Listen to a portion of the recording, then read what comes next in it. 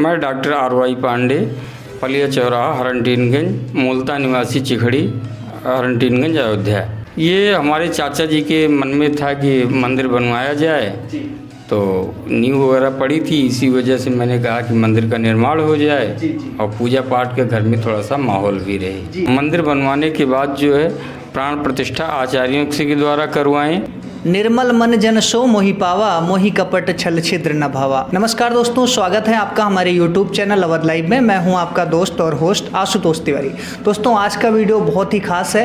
आज के वीडियो में हम बात करेंगे भगवान भोले की प्राण प्रतिष्ठा एवं मूर्ति पूजा कैसे करते हैं और भगवान भोले को प्रसन्न करने की सही विधि क्या है। दोस्तों, आज हमारे साथ जनपद अयोध्या धाम से आचार्य सुनील कुमार मिश्रा जी हैं, जो कि आपको एक एक चीज़ बताएंगे कि किस तरीके से भगवान भोले को प्रसन्न करना है ताकि आपके जीवन में सफलता, उत्साह, धन धान्य, सुख समृद्धि, आपका जीवन पूरी तरीके से भर जाए। तो आज हम आचार्य जी से एक एक प्रश्नों का जवाब लेंगे और आचार्य जी आपको बहुत ही सरल भाषा में समझाने वाले हैं। नमस्कार आचार्य जी, आपके श्री चरणों में प्रणाम निवेदित करता हूँ। बहुत बहुत स्वागत है हमारे यूट्यूब चैनल में। सबसे पहले अपना छोटा सा परिचय दे दीजिए।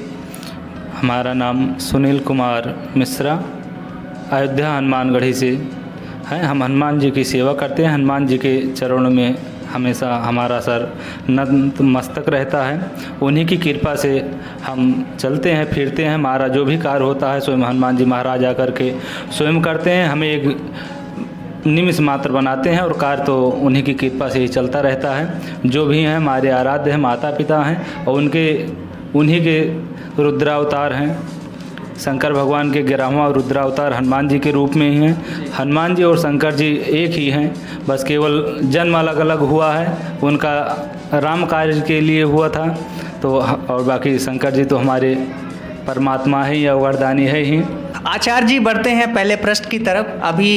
अभी हम देख पा रहे हैं आपने बिल्कुल नए मंदिर में भगवान शंकर की जो है प्राण प्रतिष्ठा भी करवाई है, शिवलिंग की। तो आते हैं सर इसके तरफ।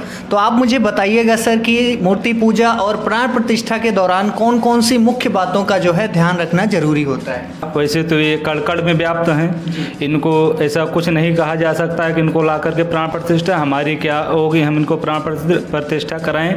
सर्वसमर्थ हैं तो इनका हम प्राण प्रतिष्ठा नहीं कराएं, ऐसा हम नहीं कह सकते कि हम इनका प्राण प्रतिष्ठा कराए हैं। हमारे अंदर इतना सामर्थ्य नहीं है, लेकिन हाँ, हमें जो निमिष मात्र बनाया है, जो हमें कुछ करने योग्य हमें बनाया है, हम इनके दरबार पर रहें, इनका नाम जपें या हमारे माध्यम से और लोगों का भी इसमें सहयोग हो।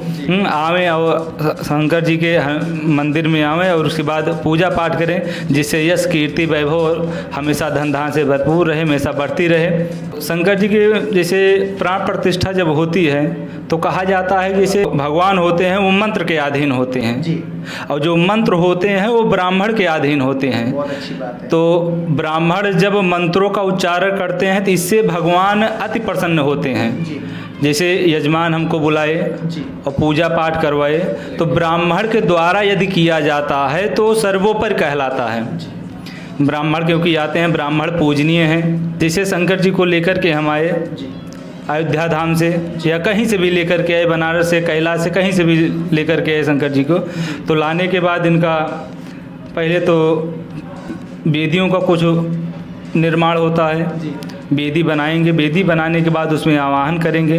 फिर शंकर जी को हम अधिवास में रखते हैं, जैसे जलाधिवास, उसके बाद अन्नाधिवास, वस्त्राधिवास, फलाधिवास, ऐसे करके इनको उसमें रख इनमें प्राण जगाया जाता है। इनमें आवाहन किया जाता है कि आप आवें, हम यथाशक्ति के अनुसार आपका पूजन अर्चन कर रहे हैं, आप आवें और आकर के इसमें अपना स्वरूप दर्शाएं, आप आकर के इसमें विराजमान हो, जिससे हमारे पूरे समाज का कल्याण हो। और जहां आप रहेंगे वहां कभी किसी का अनित हो ही नहीं सकता। फिर उनको एक स्थान पे जो मंदिर बनाया जाता है, मंदिर में ला करके फिर इनको वहां पर बैठा करके फिर इनकी पूजा की जाती है, रुद्राभिषेक कराया जाता है। फिर इनको वहां पर बैठाने के बाद फिर जैसे जब प्राण प्रतिष्ठा हो जाती है तो इसमें भगवान का वास होता है, इसलिए इनको डेली यहाँ पर भोग प्रसाद की व्यवस्था, आज सबकी व्यवस्था करनी चाहिए। तो आपके कहने का भाव है कि अगर आप इनकी प्रॉपर सेवा कर सकते हैं तभी आप जो है इनकी प्राण प्रतिष्ठा करें। अच्छा आचार्य जी, एक प्रश्न और है कि क्या जो है घर में भी इनका, चूंकि आपने बताया कि मंदिर में ज़्यादातर इनकी प्राण प्रतिष्ठा होती है, तो क्या घर में भी बहुत सारे लोग होते हैं अपने घर में भी मंदिर बनाते हैं, क्या घर के अंदर भी प्राण प्रतिष्ठा की जा सकती है? नहीं, शंकर जी को घर के अंदर में नहीं रखना चाहिए। जी जी बिल्कुल। जैसे यदि आपको रखना है तो आप पारा का लेके चले आइए, उनको आप अंदर में रख सकते हैं। जी। बाकी यदि आपको शंकर जी को बनाना है, यदि आपके पास सामने दरवाजे पर स्थान है तो आप सामने दरवाजे पर बना मंदिर बनवाइए, आप प्राण लाइए, उसके प्राण प्रतिष्ठा करवाइए, आप पूजा करवाइए, ब्राह्मणों को खिलाइए। यदि आपके सामने, घर के सामने यदि स्थान नहीं है, यदि आपका मकान बना हुआ है, यदि आपके पास स्थान का अभाव है, तो आप अपने छत के ऊपर शंकर जी का मंदिर बनवा करके उनको वहाँ पर रख सकते हैं। बिल्कुल बिल्कुल। कहने का भाव है कि घर में जो है बेडरूम वगैरह में नहीं रखना चाहिए, इससे जो है दोष और पाप लगता है। जहाँ भगवान का मंदिर हो तो गर्भाशय में अंदर में जो लेटना नहीं चाहिए, रहना ना चाहिए रात्रि में, क्योंकि रात्रि में भगवान आते हैं। जी जी बिल्कुल। भगवान की प्राण प्रतिष्ठा करते समय जो है शिवलिंग और या मूर्ति, तो इसमें दिशा का जो है कैसे ध्यान रखना चाहिए, कौन सी दिशा का होना चाहिए? जैसे यदि हम प्राण प्रतिष्ठा करा रहे हैं शंकर भगवान का, शंभू का, अवगरदानी का, तो हमें विशेष करके दिशा का ज्ञान होना आवश्यक है। जी। क्योंकि जैसे आप देख रहे हैं अर्घा है, तो अर्घे का मुख उत्तर साइड में है। जी। तो आप चाहे जहाँ भी जाएंगे, तो यदि आपको दिशा भ्रमित भी है, अगर आपको शंकर भगवान का कहीं भी मंदिर मिल गया, तो आप इससे पता लगा, अगर शंकर जी के मंदिर देख लिए तो उसमें अर्घा जहाँ भी होगा उत्तर दिशा में ही होगा, चाहे जहाँ पर बनेगा, क्योंकि उत्तर दिशा में ही हिमालय है। जी।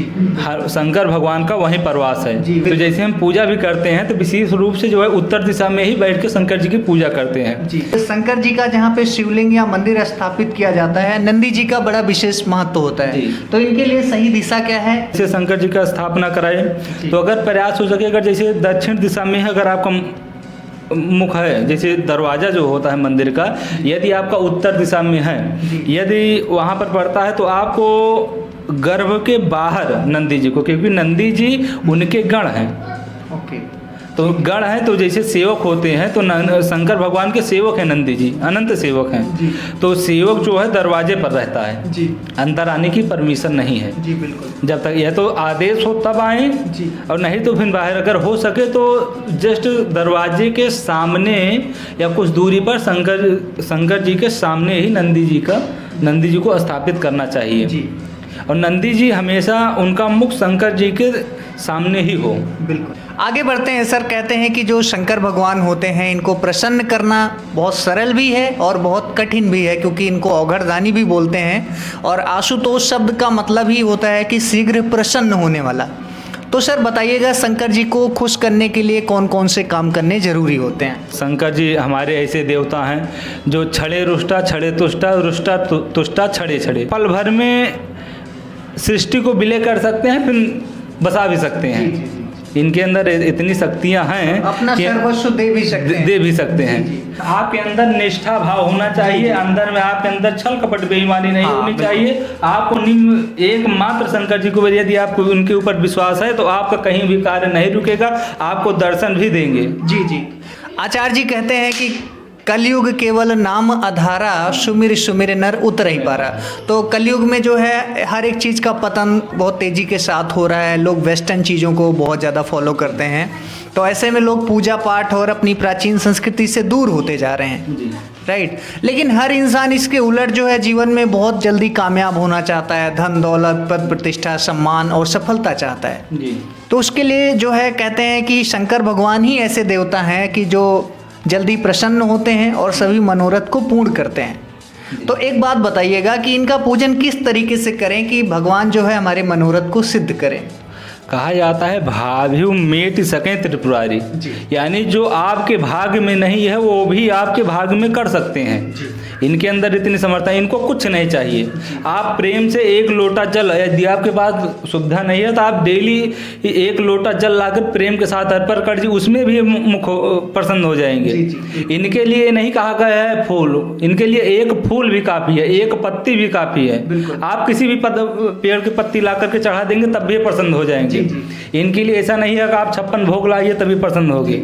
ये ऐसे देवता नहीं हैं, ये बहुत साधारण से देवता हैं। इनके माना जाए तो बहुत अच्छे हैं, बहुत बुरे भी हैं। अच्छे के लिए अच्छे हैं, बुरे के लिए बुरे हैं। तो इनके पूजा पाठ करने के लिए आप कुछ भी 1 लोटा जल भी चढ़ा सकते हैं और उसके बाद भी पूजन भी यथाशक्ति के अनुसार करा सकते हैं, लेकिन अंदर में भाव हो, सच्चाई हो। हम आपके सामर्थ्य में जितना हमारा सामर्थ्य है, हम आपका पूजन उसी अनुसार से, उसी विधि विधान से कर रहे हैं। जी बिल्कुल। तो आचार्य जी, अभी आप काफ़ी युवा हैं, काफ़ी यंग हैं। ज़्यादातर युवा पढ़ाई लिखाई के बाद डॉक्टर, इंजीनियर इत्यादि चीज़ें करने के लिए नौकरी की तलाश में शहरों की तरफ भागते हैं। तो आपके मन में ये विचार कहाँ से आया? आप इस प्रोफेशन को ही आपने क्यों चुना? पूर्व जन्म का कोई पुण्य फल था जो हम शंकर जी की सेवा में उपस्थित हुए हैं। जी बिल्कुल। जैसे कोई डॉक्टर बनना चाहता है, कोई इंजीनियर बनना चाहता है, तो सबकी अपनी अपनी लगन होती है, अपनी अपनी इच्छा होती है। तो हमारी इच्छा थी कि सेवा करने का। तो आपको प्रेरणा कहाँ से मिली? प्रेरणा मिली, जैसे हम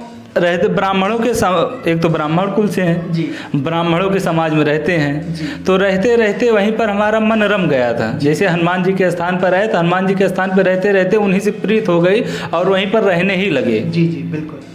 तो उनकी कृपा हुई, उनकी हमारे ऊपर, बस अनाथ समझ के, कैसे भी समझ के हमारे ऊपर कृपा की, हमको अपने शरण में रखे, हमको इस योग्य बनाया कि हम उनकी सेवा कर सकें, उनका नाम ले सकें। बाकी इस समय में किसी को कहाँ समय, सब सुबह निकलते हैं, शाम को आते हैं, खाते हैं, पीते हैं, सो जाते हैं। जी बिल्कुल। तो जीवन में खाते पीते रहते तो सब, एक जानवर भी है, वो भी खाता है, सोता है, रह जाता है। यदि हम रह करके इन्हीं का दिया हुआ, इन्हीं को न समर्पण कर सकें, इनका नाम न ले सकें, तो हमारे जीवन में जन्म लेने का क्या फायदा।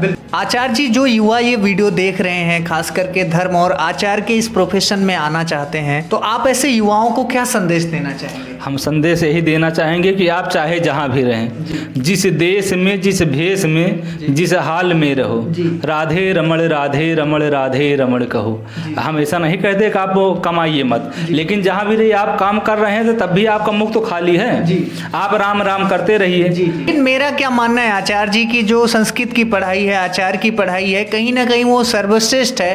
क्योंकि मुझे जो लगता है दोस्तों, और माँ बाप भी बहुत सारे वीडियो देख रहे हैं, अगर आपके 2 बच्चे 3 बच्चे हैं तो एक बच्चे को जरूर आप आचार की पढ़ाई कराएं किसी अच्छे गुरुकुल में, क्योंकि इससे आपके घर में संस्कार भी आता है और रोजगार भी आता है। क्योंकि मुझे नहीं लगता संस्कृत का पढ़ा हुआ कोई भी विद्यार्थी आज के समय में बेरोजगार होगा, और कोरोना महामारी के बाद बेरोजगारी की स्थिति आचार्य जी आपसे छुपी नहीं है। आगे बढ़ते हैं आचार्य जी, आपने सोशल मीडिया पे, इंटरनेट पे देखा होगा कि आजकल जो है आचार्यों की, पंडितों की बहुत ज़्यादा कमी हो रही है। लोग व्हाट्सएप के थ्रू, वीडियो कॉलिंग के थ्रू जो है, कोई धार्मिक अनुष्ठान होता है, शादी ब्याह, मुंडन इत्यादि चीज़ों में, तो पंडित जी को ऑनलाइन मंगवाना पड़ता है। ठीक है, तो इस विषय में आप क्या कहना चाहेंगे?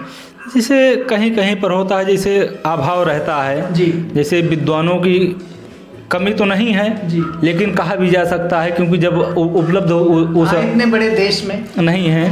तो जैसे अयोध्या है, तो अयोध्या विद्वानों की गढ़ ही है जी। तो जब यहाँ से विद्वान निकलते हैं तो ये देश विदेश यानी अलग अलग जिलों में रहते हैं। जब ये जाएंगे तब वहाँ का जो अभाव होगा सो मिटेगा। तो जैसे हम ब्राह्मण हुए, जो हमारी संतान होगी हम उसको भी इसी लाइन में लाएंगे। जैसे जो डॉक्टर होगा, अधिकतर डॉक्टर का बेटा डॉक्टर ही होगा, ब्राह्मण का पंडित का बेटा पंडित ही होगा। तो इसी अब धीरे धीरे विकास हो रहा है। बीच में तो थोड़ा लड़खाया था, लेकिन अब इस समय उत्थान पर है। हम लोग अपने धर्म की रक्षा कर रहे हैं और करते ही रहेंगे। अच्छा, एक बड़ा अहम प्रश्न है आचार्य जी कि बहुत सारे जो है पंडित हैं, आचार्य हैं, वो पुराने तरीके से ही जो है चल रहे हैं और आजकल सोशल मीडिया, इंटरनेट का ज़माना है। तो ऐसे में सर, जो आप जैसे युवा हैं वो इस प्रोफेशन को भी नए तरीके से लेते हैं, खुद को अपडेट करते हैं। तो ऐसे जो पुराने आचार्य हैं उनको कैसे बोलेंगे कि समय के साथ अपडेट कैसे करें वो? जैसे हम लोग प्रयास करते हैं समझाने का, जैसे जो पुराने लोग हैं वो अपने पुराने रीति रिवाजों में ही ढलने का प्रयास करते हैं। लेकिन अब ज़माना बदल चुका है, अब सब आगे बढ़ चुके हैं। आप सब मोबाइल के थ्रू हो, व्हाट्सएप के थ्रू हो, यानी कहीं मतलब यूट्यूब के थ्रू कहीं भी हो, तो सब अब इतने जागरूक हो गए हैं, जानकारी ले लेते हैं। वो सब जागरूक हो गए हैं। फिर हम लोग प्रयास भी करते हैं, जैसे जो हमारे साथ भी जुड़े हैं, जैसे हम यंग लोग हैं, तो जैसे जो पुराने लोग हैं उनको भी समझाने का प्रयास करते हैं, नहीं दादा बाबा, नहीं महाराज जी, नहीं आचार्य जी, जो जैसा भी है ऐसा है, आप ऐसे करेंगे तो ऐसे चलेगा, आप भी जो है इससे जुड़ने का प्रयास करें। तो हम लोग भी प्रयास करते हैं कि उनको भी इसी से जोड़ा जाए। आचार्य जी, हमारे जो भी दर्शक ये वीडियो देख रहे हैं, कोई धार्मिक अनुष्ठान, पूजन पाठ इत्यादि चीज़ें कराना चाहते हैं, तो कृपया अपना मोबाइल नंबर दीजिए ताकि सीधे वो आपसे संपर्क कर सकें। हाँ, हमारा मोबाइल नंबर है 7991540208 7991540208। हमारा नाम आचार्य सुनील कुमार मिश्र, अयोध्या हनुमानगढ़ी से हैं। तो दोस्तों, आचार्य जी का नंबर मैं डिस्क्रिप्शन में भी डाल दूंगा, आप इनसे कभी भी संपर्क कर सकते हैं। आचार्य जी भगवान शंकर जी को, भोले बाबा को प्रसन्न करने के लिए वो मंत्र का उच्चारण करके किस तरीके से करना है, और भी कोई खास महामंत्र आप हमारे दर्शकों को देना चाहें तो। जैसे रावण रचित शिव तांडव स्तोत्र। जटाटवी गलज्ज्वल प्रवाह पावितस्थले गलेव लंब लंबितां भुजंग तुंग मालिकां डम निनाद वड्डमर्वयं चकार चंड तांडवं तनोतु न शिवा शिवम।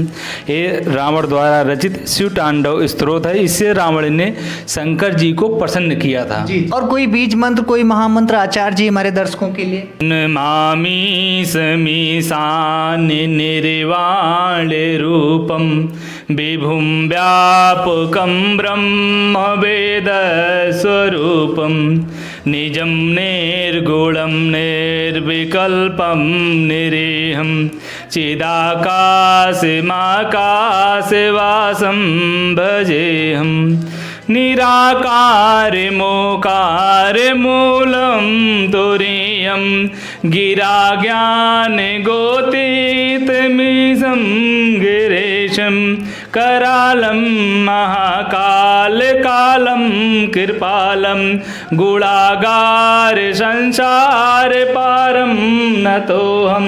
आपका बहुत बहुत धन्यवाद आचार्य जी, अपना कीमती समय हमारे चैनल को देने के लिए। धन्यवाद। आशीर्वाद, भगवान का आशीर्वाद आप सब पर बना रहे। हमेशा इसी तरह आप लोग भव्य कार्य करते रहें और हमारे यजमान का और सबका कल्याण होता रहे, पूरे समाज का कल्याण होता रहे, निरंतर सब लोग बढ़ते रहें। हमारे तरफ से यही आशीर्वाद, साधुवाद। हर हर महादेव। दोस्तों, कहते हैं कि कलयुग केवल नाम आधारा, सुमिर सुमिर नर उतर ही पारा। इस कलयुग में सिर्फ और सिर्फ एक ही विकल्प है कि भगवान भोलेनाथ की पूजा करें और आपके सभी मनोरथ सिद्ध होंगे। आप जीवन में जिस भी चीज़ की आकांक्षा रखते हैं, निश्चित रूप से भगवान भोले के अंदर वो ताकत है, आपको जरूर मिलेगा। लेकिन भगवान भोलेनाथ पहले आपकी परीक्षा जरूर भी लेंगे, क्या आप उस चीज़ को पाने की जो है डिजर्व भी करते हैं कि नहीं। तो दोस्तों, आशा करते हैं कि हमारा ये वीडियो आपको काफ़ी अच्छा लगेगा। अगर वीडियो आपको अच्छा लगा तो ज़्यादा से ज़्यादा लाइक करें, अपने दोस्तों के साथ शेयर करें, और अगर आप हमारे चैनल पर नए हैं तो ज़्यादा से ज़्यादा सब्सक्राइब करें। मिलते हैं दोस्तों एक नई वीडियो में, नई स्टोरी के साथ। तब तक के लिए नमस्कार, जय हिंद, अपना बहुत ज़्यादा ख्याल रखिएगा। जय सिया राम, जय भोलेनाथ।